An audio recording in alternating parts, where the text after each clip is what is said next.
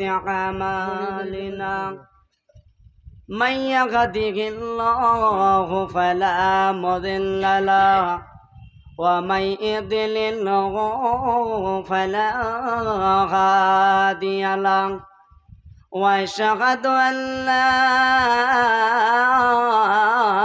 إله إلا الله وحده لا شريك له وأشهد أن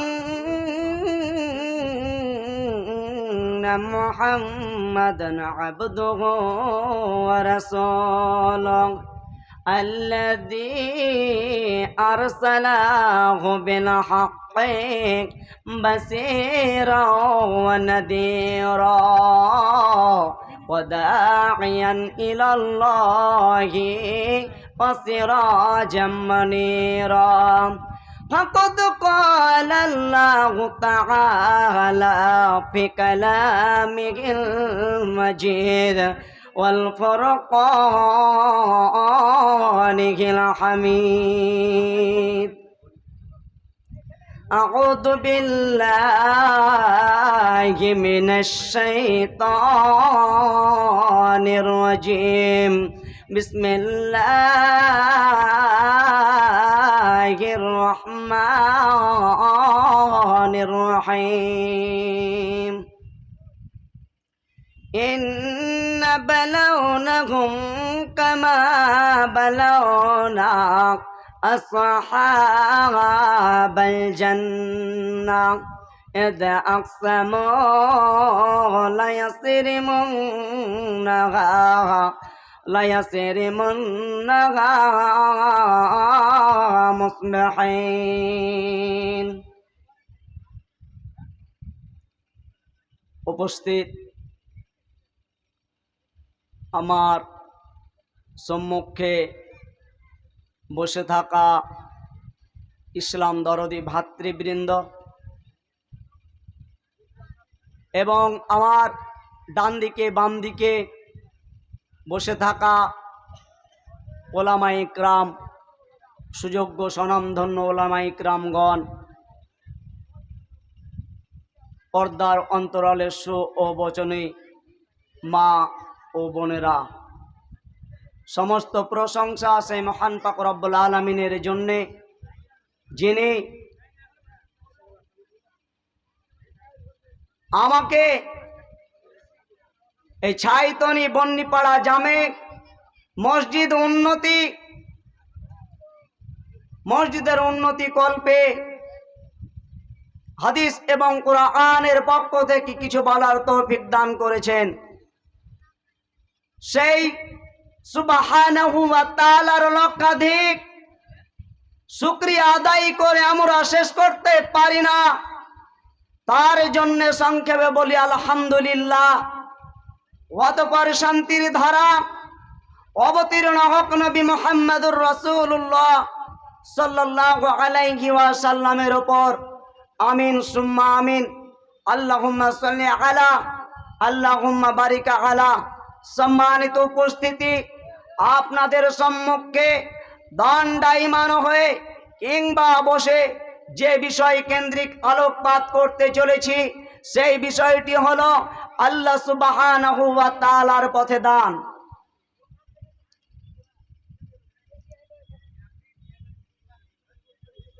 দান একটা এমনই জিনিস,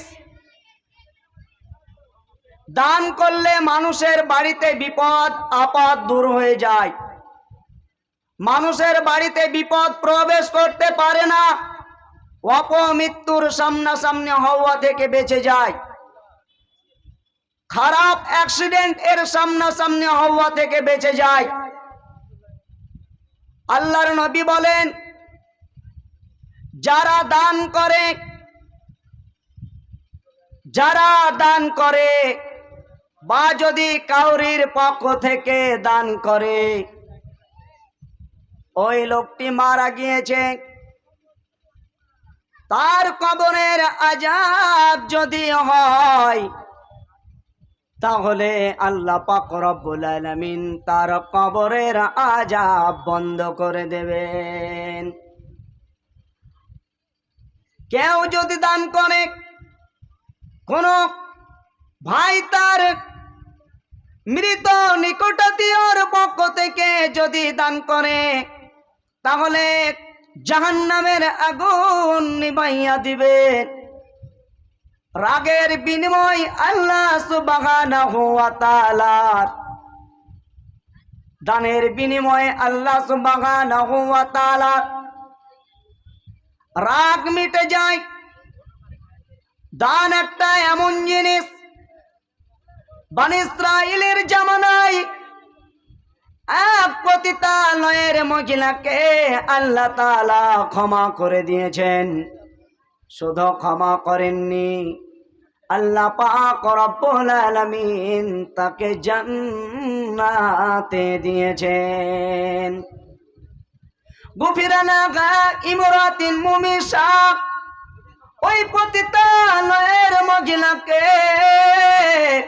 আল্লাহ পাক রব্বুল আলামিন আল্লাহর নবী জনাবে মুহাম্মদুর রাসূলুল্লাহ সাল্লাল্লাহু আলাইহি ওয়াসাল্লাম সাহাবায়ে কেরামদের সঙ্গে নিয়ে তিনি আলোচনা করতে করতে বললেন, গফিরা লাহা ইমরাতিন মুমিসা, শোনো রে সাহাবী, আমার আল্লাহ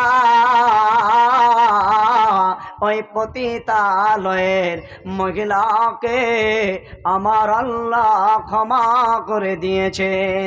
ফাউদখিলা বিগিল জান্নাহ, শুধু তাকে ক্ষমা করেননি, আমার আল্লাহ তাআলা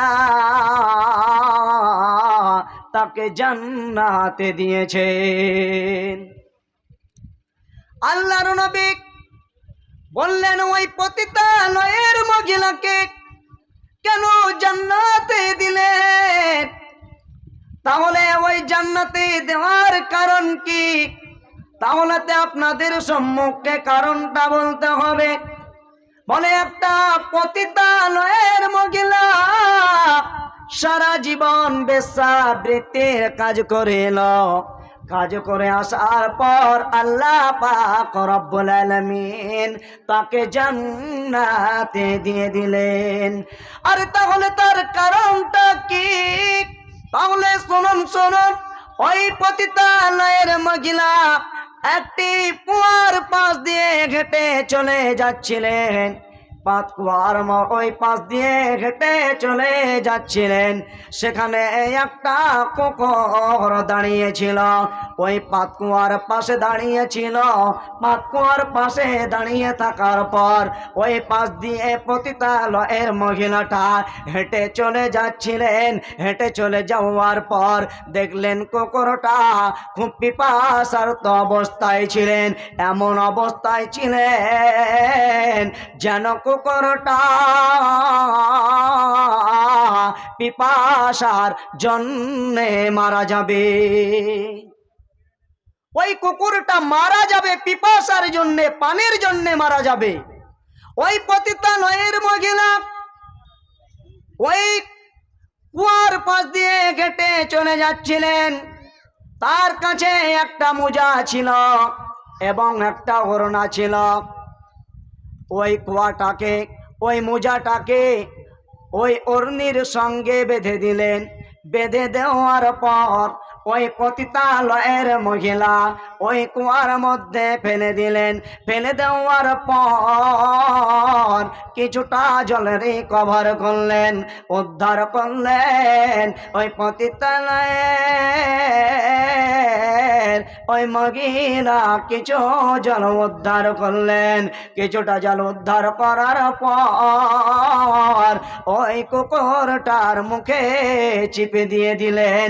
ওই কুকুরটার পিপাসা নিবারণ হলো, শিরা উপশিরাগুলো উজ্জীবিত হলো এবং ওই কুকুরের যেই পিপাসা আবার পুনরায় ওই কুকুরটি পুনরায় স্বাভাবিক অবস্থায় ফিরে এলেন।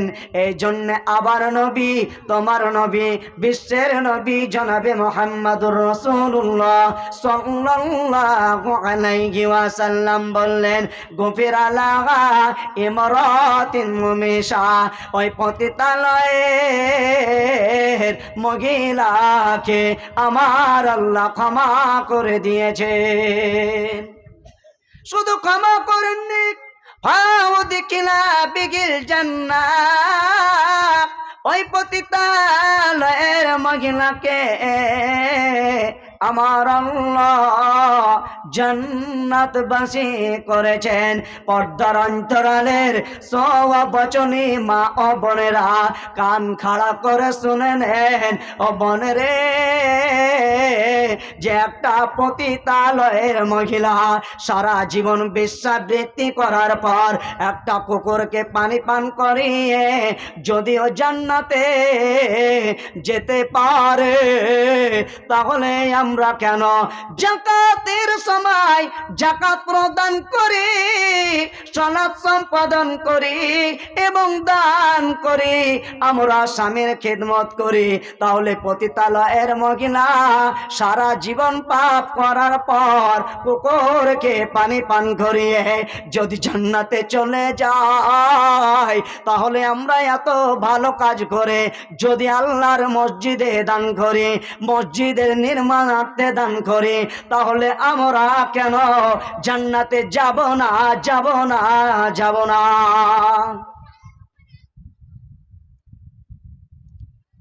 আল্লাহর নবী জনাবে মুহাম্মদুর রাসূলুল্লাহ সাল্লাল্লাহু আলাইহি ওয়াসাল্লাম মসজিদে নববীতে বসে আছেন।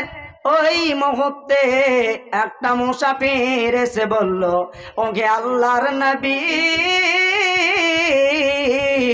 আমার আমার আমার জামা পরার মতো জামা নেই, আমার খাদ্য নেই, আমার বাড়ি যাওয়ার মতো আমার বাহন নেই। আল্লাহর নবী ওই মুসাফিরের ওই আর্তনাদটা ফরিয়াদটা আল্লাহর নবী জনাবে মুহাম্মদুর রাসূলুল্লাহ সাল্লাল্লাহু আলাইহি ওয়াসাল্লাম এবং ওই মুসাফিরের কথাটি মনোযোগ দিয়ে শুনলেন। মনোযোগ দিয়ে শোনার পর বললেন, মুসাফির রে, আমার কাছে তেমন তো কোনো তোমাকে দেওয়ার মতো জিনিস নেই, তুমি চলে যাও। আমার ফাতিমা, আমার ফাতিমা, আমার মা ফাতিমা, হযরতে ফাতিমা রাদিয়াল্লাহু তাআলা আনহার বাড়ি ও মুসাফির আল্লাহর নবীর নির্দেশ অনুযায়ী হযরতে আম্মা জান ফাতিমা রাদিয়াল্লাহু তাআলা আনহার বাড়ি চলে গেলেন। বাড়ি চলে যাওয়ার পর বাইর থেকে দরজায় শিকলে নাড়া দিলেন। আম্মা জান ফাতিমা জিজ্ঞেস করলেন, আগন্তুকের পরিচয় জানতে চাইলেন। মুসাফির বলল, আমি হলাম একজন মুসাফির,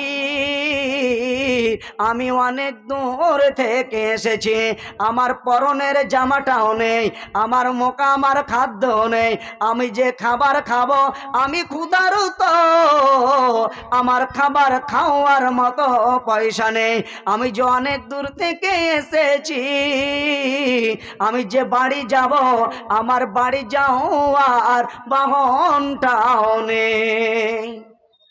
হযরতে ফাতিমা রাদিয়াল্লাহু তাআলা আনহার কাছে তাকে দিবার মতো কিছুই জিনিস ছিল না। তার কাছে একটা জিনিস ছিল, সেটা হলো গলার হার। ওই গলার হারটা ওই মুসাফিরকে দিয়ে দিলেন। মুসাফিরকে দিয়ে দেওয়ার পর মুসাফিরকে বললেন, এই নাও হারটা, তুমি এই হার নিয়ে তোমার যে অভাব অনাটন আছে, এই হার বিক্রি করে তুমি তোমার প্রয়োজনীয় খরচাদি তুমি পূরণ করে নিও। তখন এই মুসাফির হযরতে আম্মা জান ফাতেমা রাদিয়াল্লাহু তাআলা আনহার কাছ থেকে গলার হারটা নিয়ে খুশিতে আটকানা হয়ে গেল এবং আল্লাহর নবীর কাছে চলে গেল। আল্লাহর নবীকে বললেন, ওকে দয়ার হাবিব, তোমার মেয়ে ফাতিমা আমাকে হারটা দিয়ে দিয়েছে। সেখানে আল্লাহর নবীর কাছে অনেকগুলি সাহাবী ছিল। সাহাবীরা অবাক হয়ে উঠল।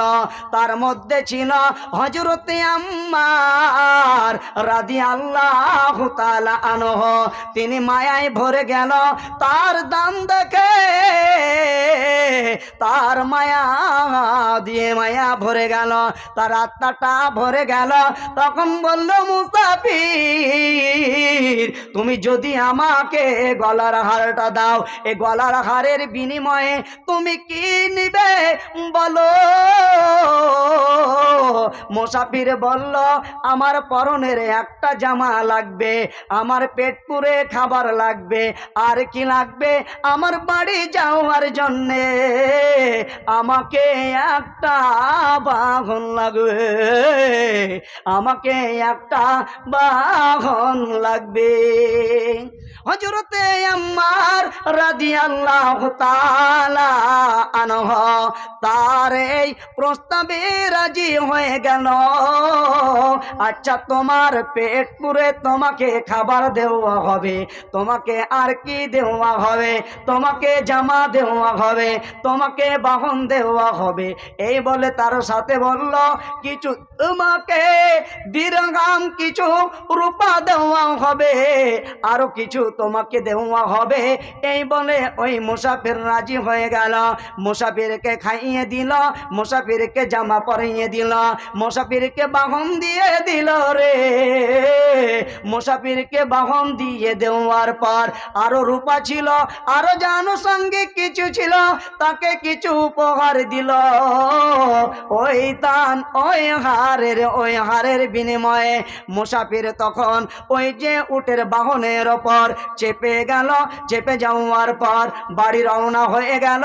হযরতে আম্মার রাদিয়াল্লাহু তাআলা আনহু এবং তার বাড়িতে একটা গোলাম ছিল। ওই যে হাটটাকে নিয়ে তার উপর সে সুগন্ধি মাখিয়ে দিল, আতর মাখিয়ে দিল, একটা কাপড়ের সঙ্গে পেঁচিয়ে দিল। পেঁচিয়ে দেওয়ার পর তার গোলামকে বলল, ওরে আমার গোলাম, এটা আল্লাহর নবীর হাতে দিয়ে দিবে, এটা আল্লাহর নবীর হাতে নিয়ে দিবে। আর তোমাকে আমার পক্ষ থেকে আমি স্বাধীন করে দিলাম, আল্লাহর নবীকে দিয়ে দিলাম। এই আম্মারের সেই যে গোলাম, হাসতে হাসতে আল্লাহর নবী জনাবে মুহাম্মাদুর রাসূলুল্লাহ সাল্লাল্লাহু আলাইহি ওয়াসাল্লাম ওই যে আম্মারের গোলামের সেই তথ্যবহুল ঘটনা আম্মার সম্পর্কে যখন সবিস্তারে বলা হলো, আল্লাহর নবী জনাবে মুহাম্মাদুর রাসূলুল্লাহ সাল্লাল্লাহু আলাইহি ওয়াসাল্লাম হযরতে আম্মার রাদিয়াল্লাহু তাআলা আনহুকে ধন্যবাদ জানালেন। অতঃপর আল্লাহর নবী জনাবে মুহাম্মাদুর রাসূলুল্লাহ সাল্লাল্লাহু আলাইহি ওয়াসাল্লাম তখন বললে, আমি তোমাকে আমার মেয়ে ফাতিমাকে দিয়ে দিলাম, তোমাকে দিয়ে দিলাম এই গলার হারটা, আমার মেয়ে ফাতিমাকে দিয়ে দাও গা। আম্মা জান, হযরতে আম্মা জান আর হযরতে ফাতিমা রাদিয়াল্লাহু তাআলা আনহা গলার হারটা যখন পেয়ে নিলেন এবং হযরতে আম্মার রাদিয়াল্লাহু তাআলা আনহার রাদিয়াল্লাহু তাআলা আনহর যে দাস এবং এই মুসাফির এবং এবং হযরতে আম্মার রাদিয়াল্লাহু তাআলা আনহর ঘটনা, যখন আম্মা জান ফাতিমা রাদিয়াল্লাহু তাআলা আনহার কাছে বললেন, তার জন্য দোয়া করলেন। হযরতে আম্মা জান ফাতিমা রাদিয়াল্লাহু তাআলা আনহা হযরতে আম্মার রাদিয়াল্লাহু তাআলা আনহর জন্য দোয়া করলেন এবং সেই গলার হারটা নিয়ে নিলেন। শেষ করে দিচ্ছি। গলার হারটা নিয়ে নেওয়ার পর তারপর কি করলো তাকে, এবং সে বলল যে আমিও তোমাকে দাসী হিসাবে মুক্ত করে দিলাম, তোমাকে স্বাধীন করে দিলাম। ওই গলার হারটি নিয়ে হযরতে আম্মার রাদিয়াল্লাহু তাআলা আনহর যে মুসাফির বলল আমাকে এমন একটা ধার, এবং সে বলল বা এই হারের মাধ্যমে একটা কি করা হলো, একটা লোককে খাবার দেওয়া হলো, একটা জামা পরাইয়া দেওয়া হলো, একটা বাহন দেওয়া হলো, কিছু দিরহাম দেওয়া হলো। অতঃপর একটা যে দাসকে মুক্ত করা হলো এবং যার হার তার কাছে ফিরে এলো, তার কাছে ফিরে এলো। ওরে বনরে মারে আমার সামনের বসে থাকা ভাইরা আমার, মানুষ দান করলে আপনি যদি মসজিদের উন্নতি কল্পে আজকে 500 টাকা হোক, 1000 টাকা হোক, 1500 টাকা হোক, 10,000 টাকা হোক, যদি আপনি দান করেন দেখা যাবে কালকে আল্লাহ তাআলা আপনার যে কোনো পায়ে আপনার বাড়িতে টাকাতে মালামাল করে দেবে, আপনার টাকাতে মালামাল করে দেবে। কেননা হযরতে আম্মা জান ফাতিমা রাদিয়াল্লাহু তাআলা আনহা দান করে দেওয়ার পর তার কাছে মালাটা ফিরে এলো। এখান থেকে জেনে নিতে হবে আমরা দান করলে আমাদের টাকা নষ্ট হয় না, আমরা দান করলে আমাদের চোখ লোক দেখানো এবং চোখে দেখে লাগে যে টাকা দান করলে যে আমাদের সম্পদ কমে যায়, কিন্তু আল্লাহ পাকের পক্ষ থেকে বিশাল এবং আপনার ফজিলত পাওয়া যায়। তো যাই হোক, সম্মানিত উপস্থিতি, আমাকে স্বল্প সময় দেওয়া হয়েছিল, এই স্বল্প সময়ের মধ্যে আমি আপনাদের সম্মুখে যা পারলাম তা বললাম। যাই হোক, আসসালামু আলাইকুম ওয়া রাহমাতুল্লাহি ওয়া বারাকাতুহু।